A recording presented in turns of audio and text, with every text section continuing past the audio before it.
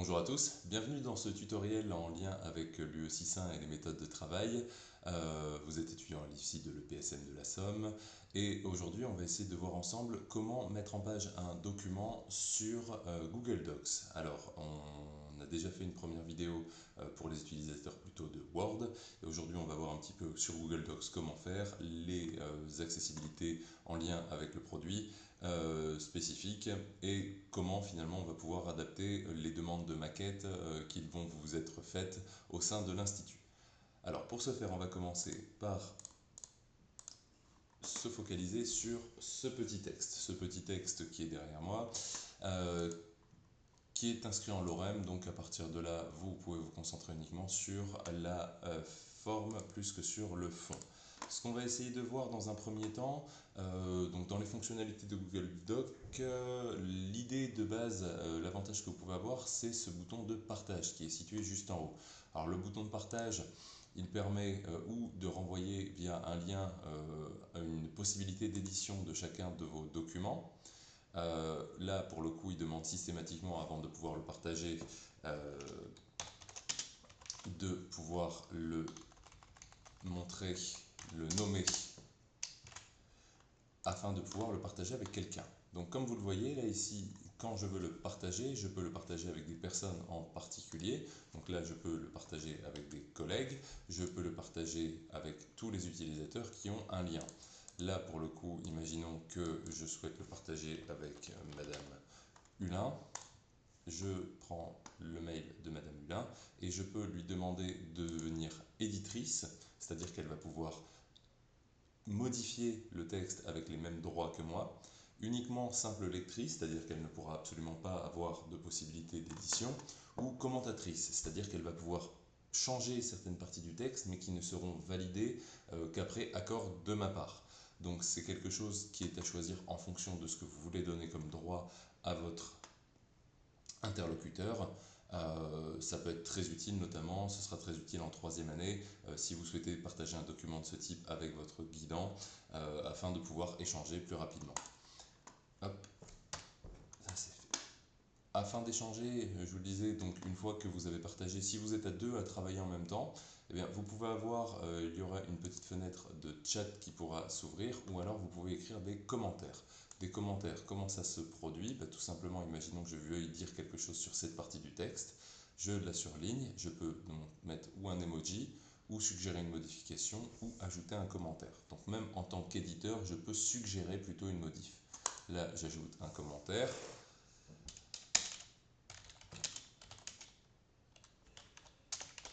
Hop, je peux commenter et là pour le coup la personne derrière pourra venir ou réagir, venir modifier, donc là c'est parce que c'est moi qui peux le faire, ou vous allez avoir une notion de répondre à ce commentaire. Une fois qu'il est fait, je peux le supprimer et c'est fini. Donc ça c'est la première option que vous avez qui est intéressante avec Google Docs. Alors bien sûr, donc créer un nouveau document, il suffit d'aller sur votre espace Google et de cliquer sur Docs dans les trois petits points qui s'affichent en haut à droite, les 9 petits points qui s'affichent en haut à droite. On va maintenant parler de tout ce qui va être mise en page et exportation. Alors, une fois que vous aurez terminé votre texte, en fait, souvent on vous le demande, donc on le dit, vous pouvez le partager directement en ligne, ou pour le récupérer sur votre ordinateur, vous pouvez faire fichier, télécharger, et ici vous pouvez directement le récupérer en PDF. C'est une solution simple que normalement je pense beaucoup d'entre vous connaissent déjà. On l'a évoqué, certaines pages, certains dossiers, nous on attend de vous à ce que vous fassiez une configuration de page selon des marges particulières. Donc pour ce faire, pour tout ce qui est mis en page, donc changer les marges, vous allez dans Fichier, configuration de la page, un volet s'ouvre ici, et là ici vous allez voir, on va être sur un format de papier classique, en portrait ou en paysage, et il nous donne une option là ici qui ne peut pas être changée, qui est au document entier. On le reverra tout à l'heure, cette notion elle peut changer si on ajoute des sections. Donc à partir de là ici, nous dans le cadre de l'Institut, on va vous demander de changer les marges de telle manière à ce qu'on vienne à 3 en haut et en bas, 3,5 à gauche pour dans le cadre de la reliure et 2 à droite. Et une fois que c'est fait, là vous le voyez déjà, j'ai mes marges qui sont adaptées. Une fois que c'est fait, je vais donc également pouvoir modifier mon texte parce que là je souhaite que mon texte réponde aux critères aussi de police et de taille de police ainsi que de style. Donc pour sélectionner tout mon texte, ou je peux y aller à la méthode souris, ou je peux faire le petit raccourci clavier bien sûr, CTRL A, A pour All, je sélectionne tout, ça sélectionne l'ensemble de mon texte, et là je vais pouvoir appliquer tous les changements nécessaires. Donc je peux changer la police, si on vous le demande bien, on est en Arial de base, éventuellement en 12, ça c'est bon. Derrière, dans les modifications, donc là vous avez tout ce qui est gras surligné, les possibilités d'insertion. Le retrait, je me mets bien sûr en justifié pour l'ensemble. Et derrière, je mets un interligne. Alors ici, vous voyez, il y a 1,15. Je mets un interligne, il y a 1,5. Là, on est vraiment sur les modalités classiques de présentation de dossiers au sein de l'Institut. Une fois que ça c'est fait, vous pouvez donc commencer à écrire votre texte. Alors, on vous demandera également, là vous le voyez sur la page de garde, de mettre une page générale. Vous pouvez aussi, pour faciliter certains de vos documents, mettre des logos. On vous demandera de mettre des logos. Pour les logos et éventuellement aussi de mettre des écritures en pied de page. Alors, pour afficher les hauts et les bas de page, très facile, vous venez sur la zone et vous double-cliquez. Et vous pouvez donc là, vous le voyez, écrire du texte ou insérer une image. Dans les options, il vous propose des numéros de page, un format d'en-tête avec détail. Pour l'instant, pas de nécessité à changer ces éléments. Et on va le voir ici, on va même pouvoir insérer, pourquoi pas, un numéro de page. Donc ici, je peux commencer à 1, je peux commencer à 0. Ça peut être intéressant si je veux commencer ma numérotation à la deuxième page. Ou, et encore une fois, on voit cette notion de section qui arrive ici. Je peux ne pas afficher sur la première page et commencer ensuite à 0. Là, pour le coup, ça peut être utile, mais c'est une méthode qui est un petit peu hasardeuse. C'est-à-dire que dès que je vais pouvoir vouloir modifier de manière un petit peu plus personnalisée, je vais être bloqué. Donc pour l'instant, on va se mettre à 1. On va décaler cette ligne à droite pour la numérotation et on va le revoir. Ici, je vais pouvoir même me mettre au milieu et indiquer, pourquoi pas, IFM EPSM de la Somme, année en cours, UE en cours. Et voilà, j'ai mon bas de page qui est fait. Pareil pour le haut de page, pas de changement ici. Alors, vous le voyez, là, j'ai quand même mon texte, mes introductions, mes parties, et ainsi de suite. C'est quelque chose qui, là, actuellement, n'est pas du tout mis en forme au niveau des titres. Plus, ce que je voudrais faire par la suite, ça va peut-être éventuellement avoir la possibilité de créer, d'insérer un sommaire automatique qui va mettre en évidence la pagination de manière automatisée et les titres de manière automatisée. C'est ce qu'on va voir maintenant ici.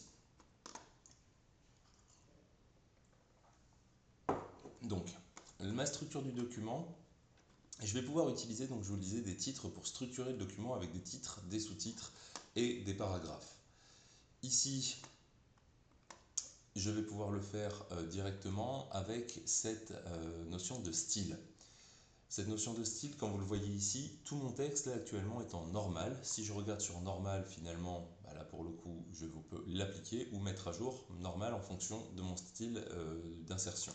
Donc là, qu'est-ce que ça veut dire? Ça veut dire que si je voulais par exemple que tout mon texte corresponde à du texte normal, c'est-à-dire le corps de texte classique, bah, je vais venir sélectionner une partie de mon texte qui est bien mise en forme et mettre à jour normal de telle manière à ce que tout vienne dessus. Là, vous voyez, il a légèrement modifié mon bas de page qui est lui effectivement aussi en normal. Je reverrai après pour les bas de page pour les changer. comme il était considéré normal, il l'a fait bouger. Encore une fois, d'où l'intérêt de travailler votre mise en forme de manière immédiate au début afin de ne pas être ennuyé par la suite. Alors, là, ce que je veux faire ici, mon introduction, j'ai dit, je veux qu'elle arrive plutôt pas sur ma première page, je voudrais qu'elle arrive plutôt sur la deuxième, voire la troisième page, parce que si je considère la première, ça va être ma page de garde, ma deuxième, pourquoi pas, je vais trouver ou potentiellement des remerciements ou justement mon sommaire automatique, et donc à partir de là, je veux que ça vienne plus tard. Donc je vais pouvoir venir faire une insertion, vu qu'actuellement pour la plupart d'entre vous, pour passer à la page suivante, vous allez massacrer la barre entrée jusqu'à temps que le texte passe à la page suivante.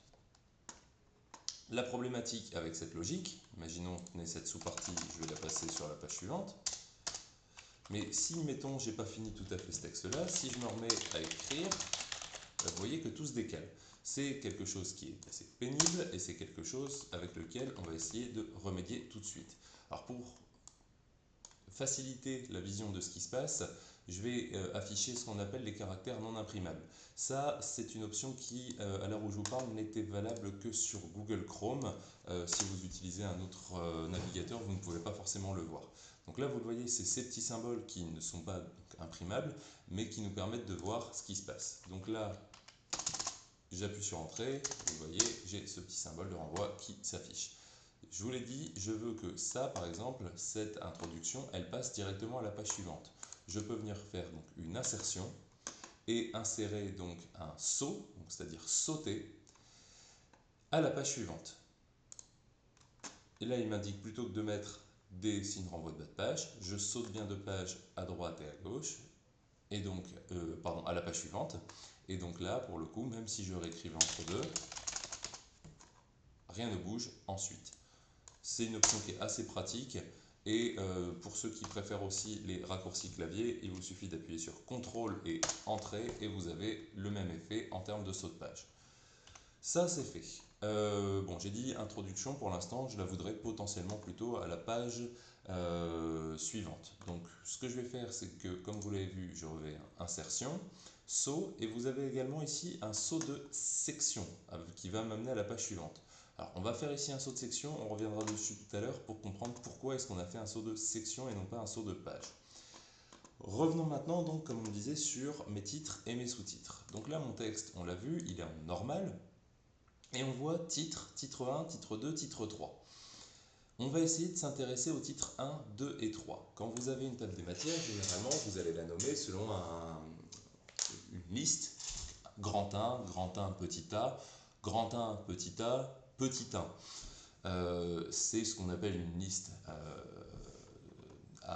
de numérotation continue, une liste numérotée, comme on le voit ici, qu'on va essayer de venir utiliser de telle manière à ce qu'on va pouvoir créer donc un sommaire automatique. Alors pour ce faire, là je vais encore une fois, on a dit mettre mon titre, donc on va nommer titre 1, en forme et je vais venir justement décaler, identifier cette mise en forme comme le style de mon titre 1.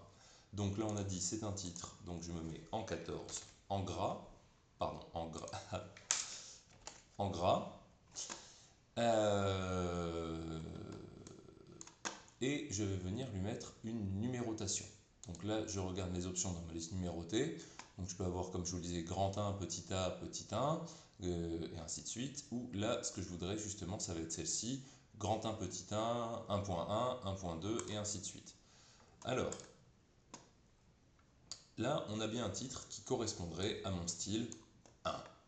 Donc, je vais venir le sélectionner, prendre mon titre 1 et mettre à jour mon titre 1. Et là, vous le voyez, si je reprends par exemple cette notion partie 1 qui va être également un titre 1, si je reviens et que je reprends ici, là il n'a pas fonctionné parce que je n'ai pas dû le prendre en entier. Non, là on était bon. Titre 1, je reprends et je remets cette mise à jour. Et si vous le voyez, je reprends ici, je peux normalement reprendre un titre également. Et si je lui applique mon style, il le reprend ici. Si je tape sur la touche tabulation, il va me proposer donc un sous-titre.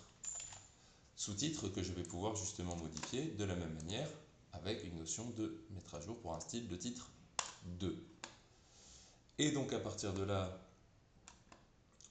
je peux encore continuer avec un sous-sous-titre. Et là, pour le coup, donc, je vais à nouveau le remettre en forme. Alors là, il n'est pas en gras, je le remets en gras parce qu'il était, pardon, excusez-moi, les raccourcis clavier ne sont pas les mêmes entre les deux. Je me remets en 14 et ainsi de suite. Et donc là, je peux me mettre, non pas sur un normal, mais sur bien un titre 3.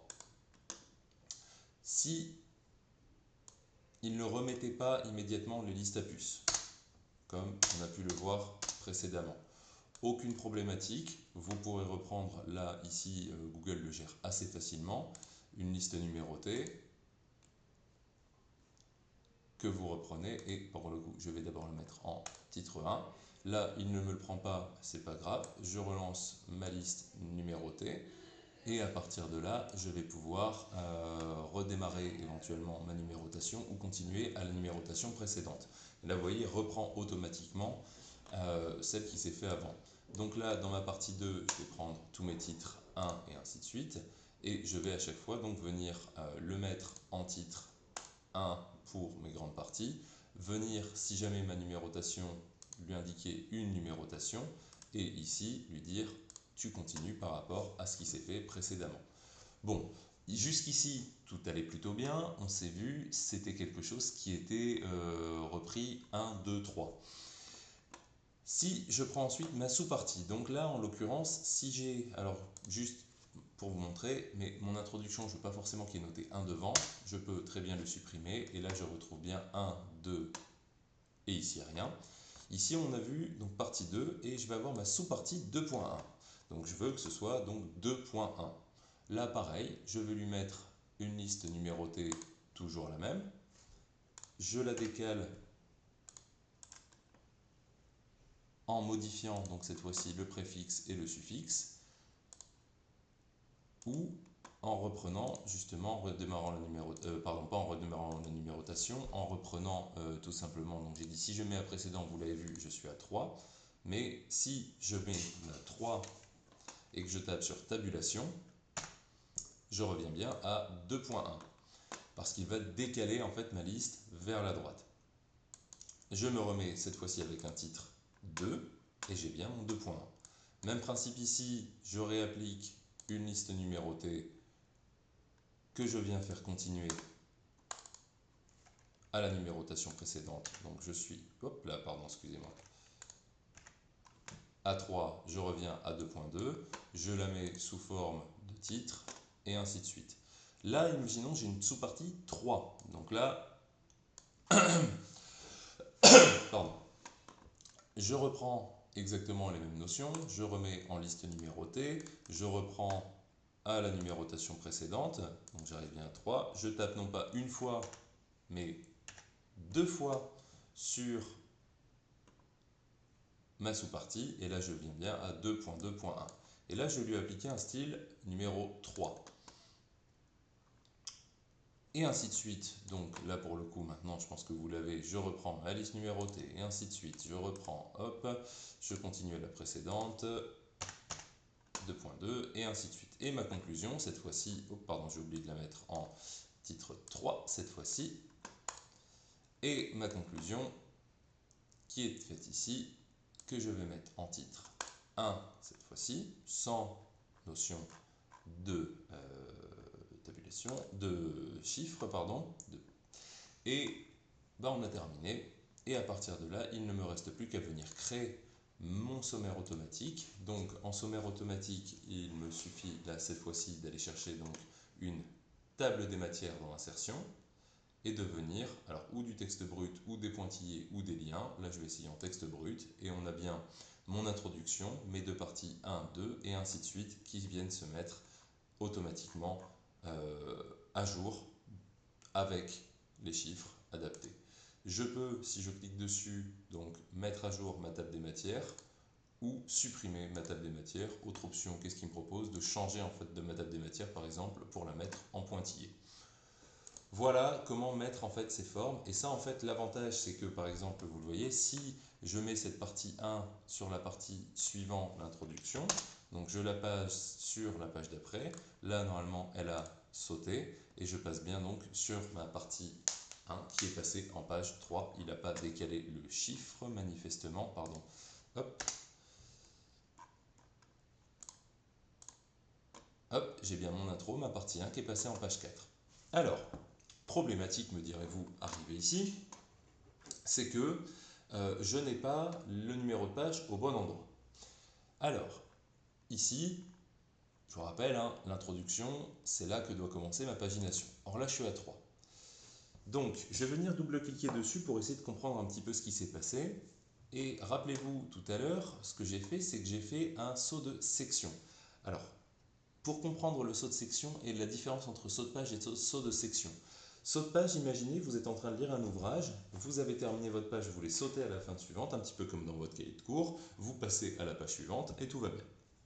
Saut de section, c'est un petit peu comme si vous veniez mettre un polycopier dans votre cahier. Les inscriptions ne sont pas les mêmes, vous pouvez le plier, vous pouvez en faire ce que vous voulez, il est intégré dans votre document. Au final, donc vous ne voyez pas forcément la différence, mais finalement, vous pouvez en mettre un style très différent. C'est à quoi sert le saut de section. Donc là, et vous le voyez, j'étais bien dans ma section 1, saut de section, j'arrive à ma section 2. Alors je peux ici délier en fait, faire en sorte que mes pieds de page de section soient les mêmes ou ne soient pas les mêmes. Là, je vais donc venir les délier en cliquant cette option. Et là, vous le voyez, j'ai bien 1, 2 ici, et après, je n'en ai plus. Et là, pour le coup, ce que je vais faire, c'est que je vais venir réinsérer donc un numéro de page ici. Donc, commencer à 1, cette fois-ci, en pied de page, que je reviens mettre donc cette fois-ci à nouveau à droite. Moi, ce qui est sur les premières, je les supprime, je n'en veux plus. Je reste bien ici avec le 1. Cette écriture qui est là, je vais pouvoir, elle par contre, la remettre ici. Et si tout se passe bien, et que je remets à jour ma table, eh bien mon introduction commence bien cette fois-ci au niveau de la page 1. Aucun problème. Donc ma numérotation automatique, elle est faite. Double avantage également, imaginons vis-à-vis du saut de section. Imaginons cette fois-ci, vous souhaitiez utiliser une image pour venir justement intégrer quelque chose d'intéressant sur votre sous-partie. Mais cette image, elle n'est pas très visible sous un format vertical. Donc à partir de là, ce que je vais faire, c'est que je vais venir créer justement ici encore un saut de section à partir d'ici. Donc j'ai dit insertion, à nouveau saut de section. J'arrive bien sur cette page suivante que je peux remettre en forme. Et ici, vous le voyez, je suis donc bien dans la section 3. Cette section 3, et je vais recréer encore une section après parce que finalement, il n'y a que ce paragraphe que je vais vouloir changer. Donc à partir de là, je refais un saut de section ici. Et cette page-là, vous le voyez, c'est là où j'ai uniquement ici ma section 3. Après, je suis repassé sur la section 4. Et je vais pouvoir donc celle-ci la mettre en forme de manière différente. Par exemple, en configurant la page et en la mettant en paysage. Et là, vous le voyez, il n'y a que cette page-là qui est en paysage.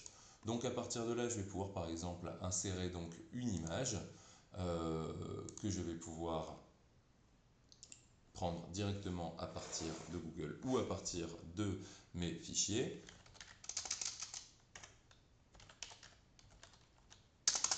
Hop. Donc là, j'ai une belle image que je souhaite insérer. Et là, mon image donc, est un petit peu grande. Je vais pouvoir la rétrécir et venir la décaler. Alors, avantage de Google, c'est que vous avez beaucoup d'options donc, qui vous permettent ou de faire un alignement avec le texte ou de pouvoir faire un retour à la ligne du texte autour de cette image, de venir l'insérer ou de venir même la mettre éventuellement derrière le texte si vous souhaitez justement que ce soit plus une image d'illustration. Donc là, vous le voyez, c'est pas forcément idéal, mais je vais pouvoir éventuellement lui effectuer une rotation à sa position, une nouvelle coloration éventuellement si je veux justement la changer, et je vais pouvoir aussi travailler sur son opacité. Et là, vous voyez, j'ai quasiment quelque chose qui est en filigrane, qui peut justement là devenir une notion illustrative assez intéressante. On a fait cette notion par rapport donc aux images. Ça marche également avec bien sûr des notions de tableaux. Les tableaux, ça peut être pratique si vous souhaitez justement venir être dans la comparaison entre les éléments. À nouveau, les tableaux sur Google Docs, c'est assez facile à mettre en place. Donc vous choisissez un modèle de tableau, vous choisissez le nombre de cases. Une fois que c'est fait, donc il vous l'intègre immédiatement. Avantage, c'est que justement, vous pouvez sélectionner les bordures comme ceci. Vous avez des options pour l'épingler en en-tête. Vous pouvez insérer des lignes grâce au bouton plus au fur et à mesure. Vous pouvez décaler justement les notions. Et vous avez un petit bouton qui s'appelle option du tableau ici, avec des propositions de centrage, de mise en page rapide, des propositions de style, encore une fois pour le décaler, des options concernant la taille des colonnes et des lignes, et vous pouvez justement aussi identifier à quel endroit vous souhaitez que ce soit écrit au sein de vos cellules, et bien sûr vous pouvez aussi travailler au niveau de sa couleur et ainsi de suite. Donc là il y a pas mal d'options qui sont possibles à mettre en place avec un décalage bien sûr de taille en allant entre les deux cellules. Vous avez la possibilité de venir insérer deux lignes, de venir les supprimer, de venir également répartir les colonnes ou de venir fusionner ces cellules pour n'en avoir plus qu'une. Ça, les possibilités sont assez multiples et vont dépendre aussi des besoins que vous pouvez avoir. Je crois qu'on a fait pas mal de tours. Donc à partir de là, écoutez, tout semble plutôt...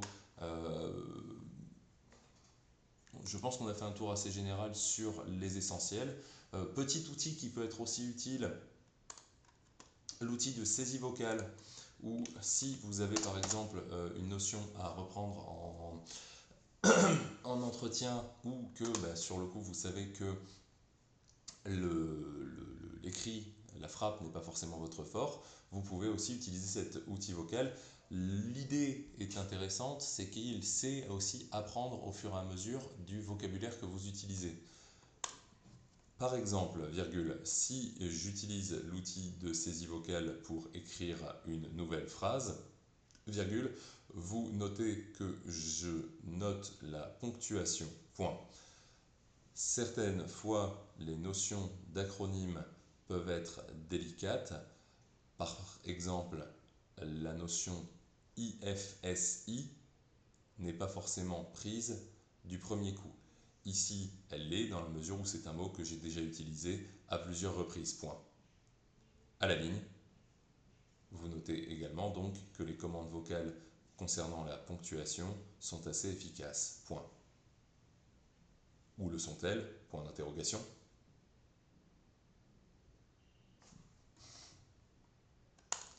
Alors ça n'empêche pas bien sûr d'avoir une correction orthographique. Là par exemple, bien entendu, c'est un outil qui peut être aussi efficace et qui n'est pas spécifique maintenant à Google Doc, mais qui est spécifique, on va dire, à Google Doc sur Chrome, encore une fois. Bien écoutez, je pense qu'on a fait un tour assez général. Si jamais il y avait d'autres options qui étaient nécessaires de revoir pour vous par rapport à des outils, des choses que vous n'auriez pas encore vues, des manières de travailler différentes, n'hésitez pas à les mettre en commentaire. Et pour le coup, s'il y a aussi des points que vous auriez souhaité travailler sur comment revoir une image, comment revoir des choses particulières, une possibilité également, c'est d'aller sur ce site donc, qui s'appelle Click Formation, qui est assez intéressant dans la mesure où il vous propose pas mal d'exercices pour tous les outils de base, donc Excel, Word et ainsi de suite. Vous avez aussi quelques éléments pour LibreOffice aussi. Alors je suis désolé les utilisateurs de LibreOffice, pour le coup il y a beaucoup de choses qui sont beaucoup moins intuitives mais qui sont toujours présentes. Donc il va falloir chercher un petit peu. Mais s'il y avait des choses par exemple sur les sauts de section que vous n'aviez pas encore perçues aujourd'hui, vous pouvez par exemple aller dessus. Vous avez toujours une petite leçon qui existe avec les niveaux hiérarchiques et un petit support vidéo comme celui qu'on vient de faire ici en beaucoup plus détaillé. Et une fois que c'est fait, alors celui-ci utilise Word 2016. Et donc bien sûr après vous pouvez revenir dessus et vous avez des possibilités de réaliser des exercices. Alors ces exercices, pour ça vous téléchargez un fichier de travail, vous avez une consigne d'insérer des sauts de page par exemple ici, et il vous donne justement, comme on l'a fait ensemble, les possibilités différentes en fonction du logiciel. Alors là celui-ci il utilise vraiment Word, c'est pas forcément le plus idéal. Vous avez également de l'autre côté un outil Google qui existe justement, une aide pour Google Doc qui se nomme Google Doc Général, qui un support qui vous permet justement en fait d'identifier vos problèmes avec Google Doc, comment l'utiliser, comment passer de Google Doc à Word, comment modifier vos documents, comment mettre à forme. Donc là c'est plutôt pas tant des vidéos, mais par exemple pour ajouter des sauts de page, vous avez aussi toutes les options qui s'offrent à vous. Donc voilà, si vous avez encore des questions, n'hésitez pas à renvoyer un mail vers vos formateurs. Dans l'intervalle, je vous souhaite de manipuler aussi l'outil avec brio. N'oubliez pas, au début, ça peut paraître un petit peu difficile. La maîtrise de base de certains outils numériques, ça peut aussi favoriser vos apprentissages et ça peut aussi être utile dans votre futur cadre professionnel au travers de tous les documents professionnels que je vous souhaite de produire. Dans l'intervalle donc, je vous dis une très bonne fin de journée.